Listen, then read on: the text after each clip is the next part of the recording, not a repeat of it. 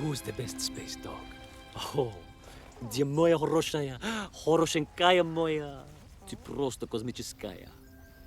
Hey, who's the best hairy cosmonaut? It is indeed a lovely sunset, and it reminds me of the skies of Peru. I didn't? I never told you about the wonderful Sky City? Well, it was an extraordinary place, but one filled with dangers. Well, it might have been simple for you to cross it, but you were in a space capsule. I had to rely on my own 2 feet, my noshki. Feet which, I might add, had just crossed the interior, beaten the villain Toll, and helped inspire the Myank to a workers' revolution. Oh, that's all very easy for you to say, but your idea of civilized behavior is licking your own bottom in public. No. My adventures above the clouds were filled with untold dangers, death-defying escapes, and some really quite extraordinarily large bielorybitsa. And it happened like this.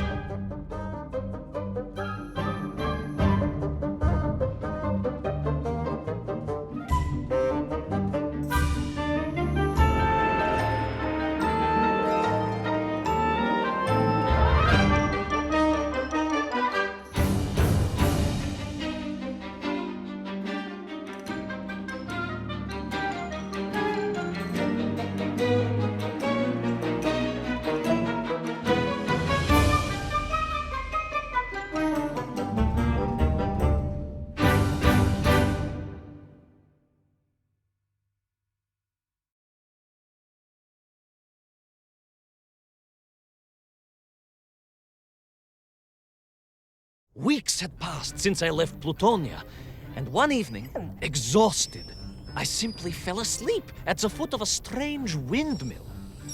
And when I awoke, well, that thought didn't cross my mind. I was exhausted after all.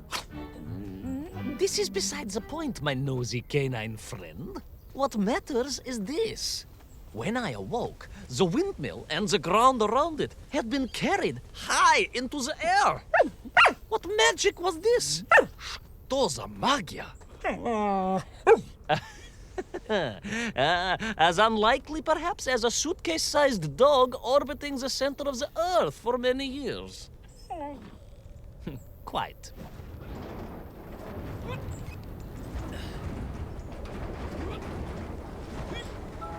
Quick as a flash, как молния, my training leapt into play, and I began to paddle the strange contraption through the clouds in search of answers. It is entirely possible that a miller who owns a windmill capable of levitating high into the air may also own a flying machine. Oh, now you're just being silly. May I continue my recounting of how I sailed over the sky gardens towards the mystical city of Peru? Oh, I must, my мой ушатый друг. I must.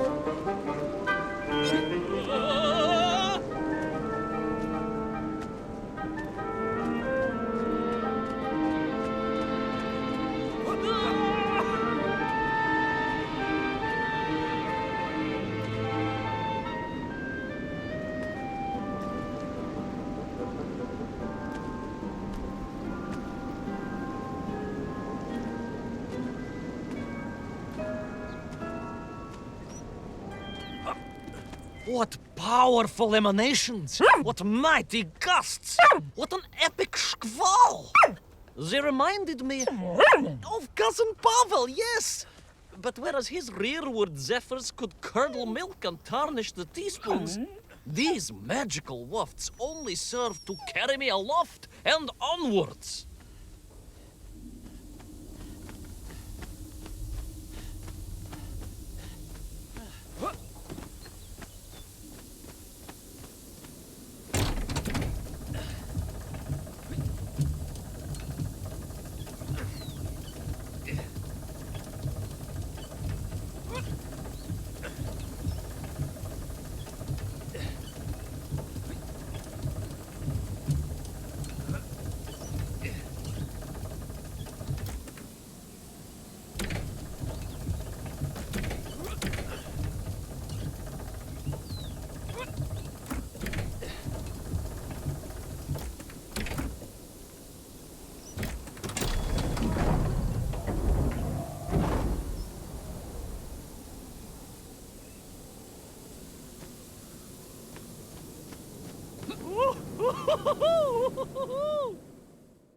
But something was afoot in the gardens of Perun.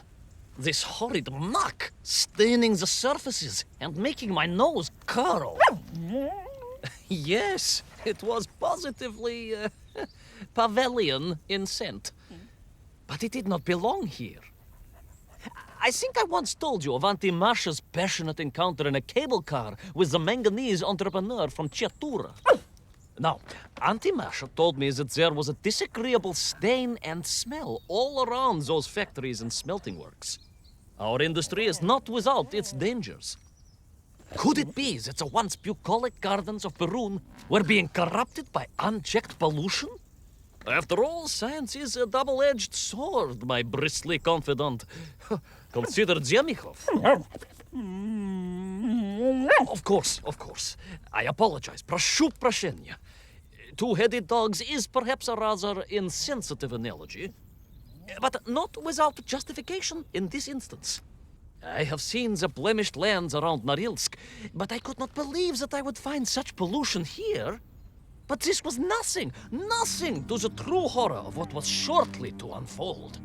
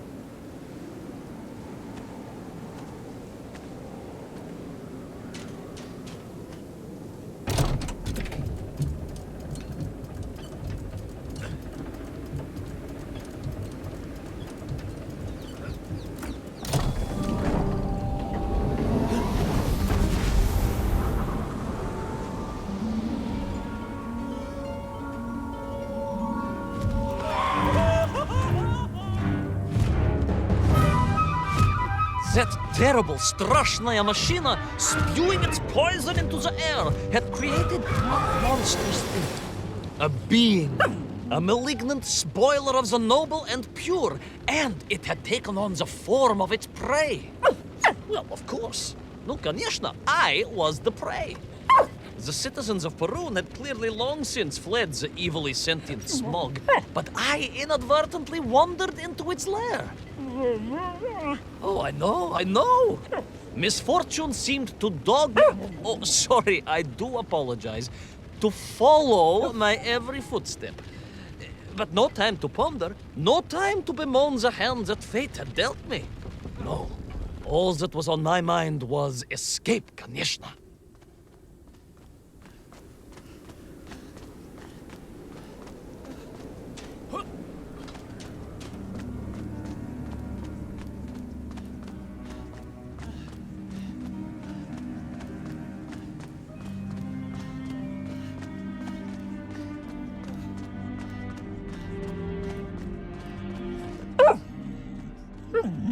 Yes, it was most interesting.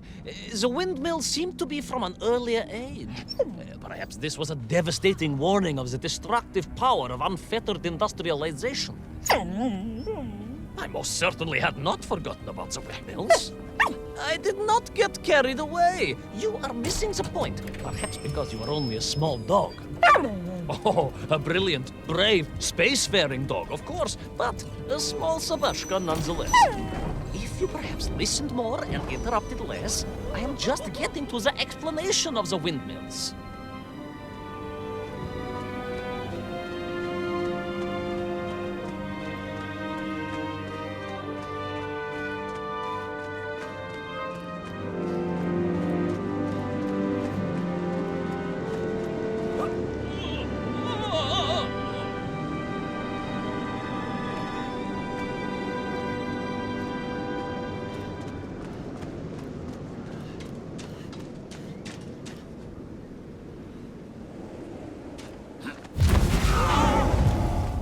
My stinking nemesis was back. But more interesting was the change in the city. The windmills were fading out, clearly obsoleted, mothballed, relics. Instead, a sense of an obsession with power was apparent. Vast engines, terrible machines, ever hungry and reliant on the rapid consumption of fuel, the production of toxic fumes and choking gases. Pride, my pushisti compadre, pride, ambitia, ambition, the dark side of science. Zemechov's had too many. Don't be ridiculous, dog. Only a durak with the intellectual capacity of a ringworm would think windmills are in any way harmful.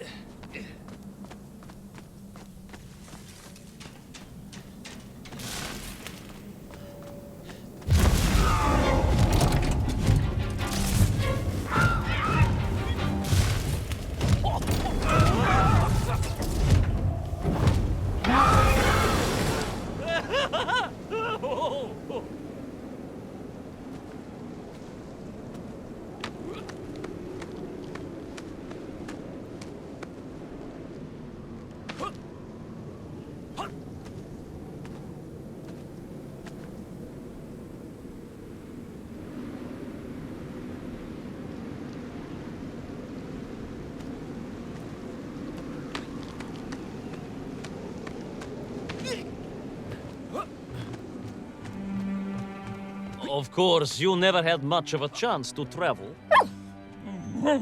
Sarcasm doesn't suit you. You don't have the tail for it. You do, at least, have a tail. Mind you, family gossip maintained that so did Uncle Rabliem. Although it was apparently little more than a stub, and a source of considerable discomfort and social anxiety.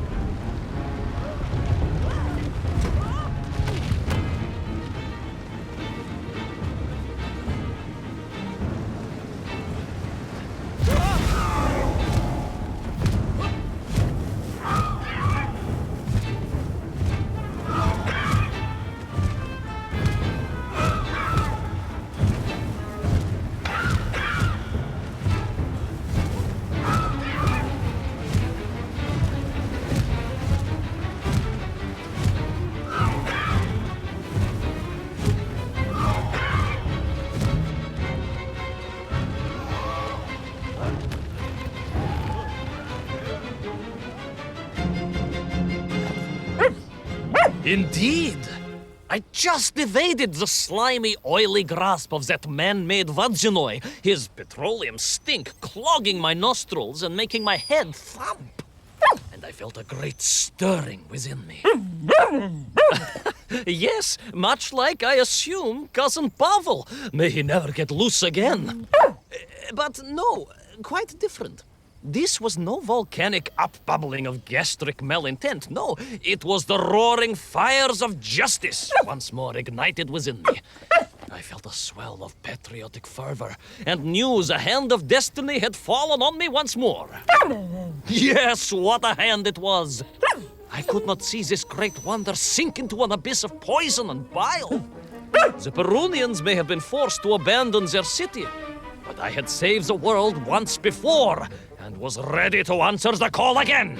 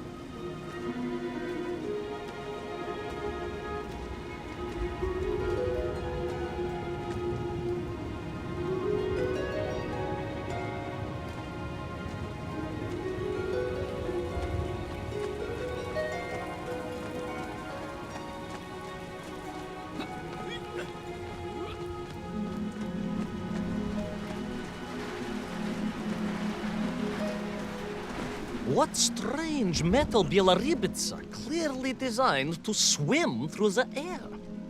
I was amazed. And there was more. Beneath the fins, I spotted the apertures of hoses and was reminded of the time Auntie Agrafina devised a contraption to water all of her copious algae beds simultaneously with one flush of the toilet by a system of pipes and valves that ran throughout her house. Можно так сказать, in a manner of speaking, yes. Her algae were most irrigated, although her neighbor Victor was washing his trousers in the sink at the time and was bruised quite severely about the face and body. But these were no ordinary flying metal fish. They were designed to expel air, fresh air, and push back the polluted clouds.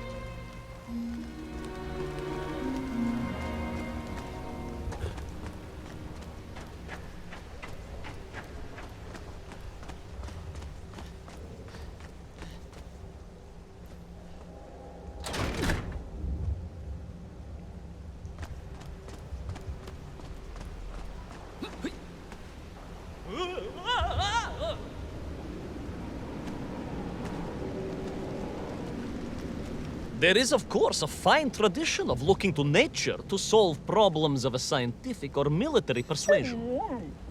Yes, as you well know. My nephew, Sergei...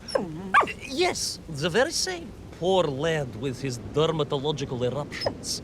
Well, Sergei was stationed recently at Kazachya Bucht, where dolphins... dolphins were being trained as brilliant aquatic agents of socialism. Why not then be inspired by marine life?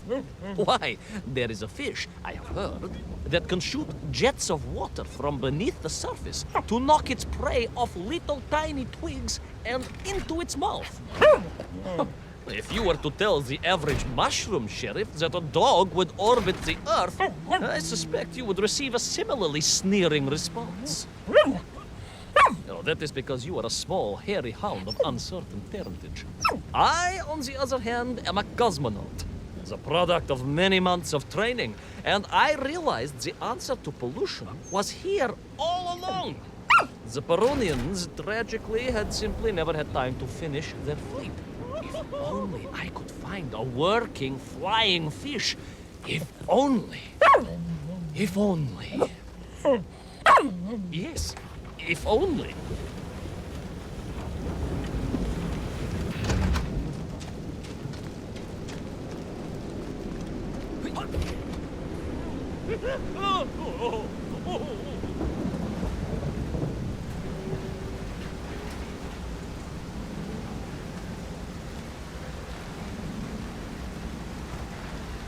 It made perfect sense, of course.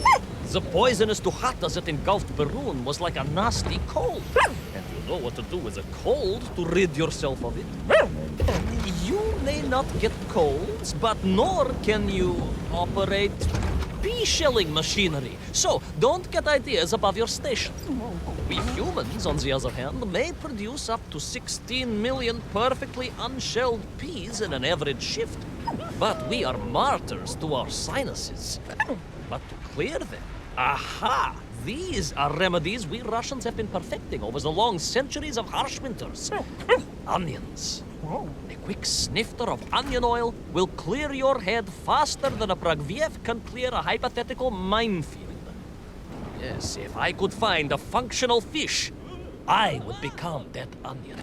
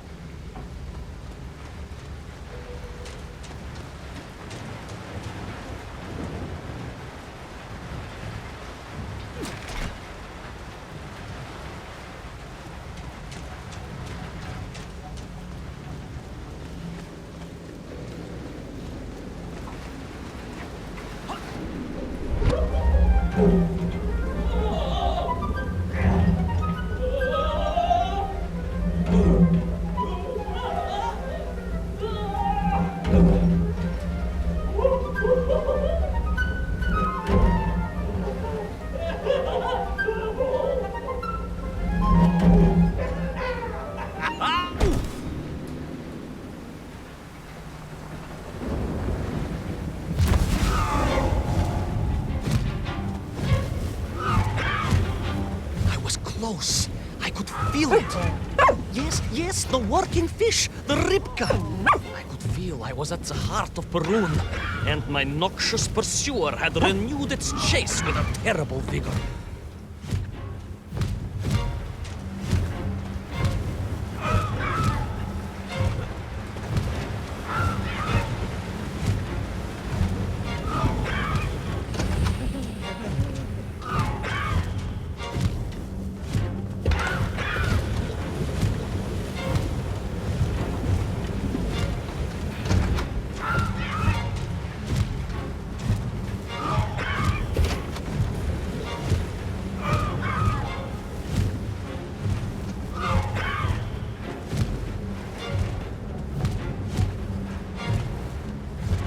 Not far now. I just had to keep going, keep pushing. It's almost as if you knew, Pavel. Uncanny. Double checked.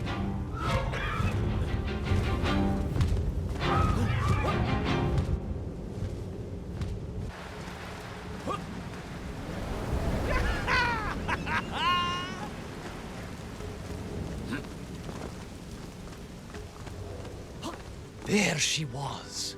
A beautiful sight. Her scales shimmering in the sunlight, her fins poised for action, her onion cannons primed for a great aerial conflict unseen in the annals of human endeavor. And you are just jealous it was a bigger flying machine than yours. No, my bilious pal. It was time for science to fight back. Yes, my hairy compatriot. Поехали! Onwards to victory!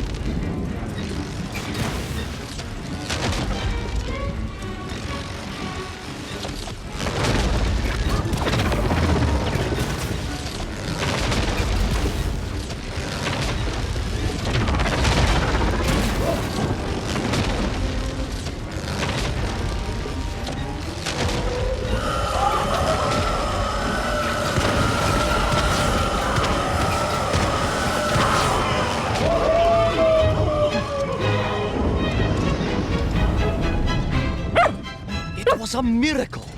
I found myself swooping through beautiful clear skies, the strange interior sunlight gleaming on the sides of my fishy vessel.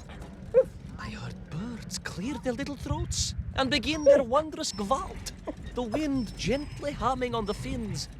And then, all of a sudden, under it all, well, you see, in my hurry, it didn't even occur to me to check how much fuel was carried in the strange craft. With a horrible splutter, the engines choked and died. And suddenly we were plummeting downwards towards our doom. I did not. A simple mistake that many have made. Why, my Aunt Agrafina met her untimely demise being late for a fungal sculpting seminar and making exactly the same error. Only, unfortunately, it left her stranded in sub-zero temperatures just outside Pravachitsinsk. She wasn't found until 18 years after her own funeral, but was perfectly preserved. Remarkable, really. It is beside the point, yes. So, there I was. My fabulous ship had become a terrible prison. I was hurtling to my almost certain death. My triumph turned to tragedy. But then... well, you know what happened next. Even so, moi magnati drug, that is a story for another time. A most extraordinary story, of course, filled with dangers and wonders, and canals, and invasions, and strange doorways to other worlds. But perhaps too long a story for now. Yes, indeed, my canine tavarish. Time for soup. Auntie Agrafina's famous borscht. Coming? You know, I think you really did have the happier time in Peru. The benefits of being a suitcase-sized dog in a little space machine, perhaps. Yes, the correct term is indeed capsule, as I told the general once. Why, a letter just the other week. He's thinking of retiring, he says. Yes, and moving to Bashkiria to nurture bees. Bees? Surprised me too. I thought if animal husbandry was to be his passion, it would be a large, manly animal like elk, or bears, or a caban. Perhaps the bees he is thinking of are particularly militaristic. Or stingy, yes. Did you want bread with your soup? In which case, there's half a tin of old beef you could also finish. Somewhat gray, but I'm sure it won't taste awful. Yes, my four-legged associate. Now, did I ever tell you the story of when Uncle Rablien got his stub ensnared in the seat of a wicker chair in the finest fish restaurant in the whole of Taliatsia?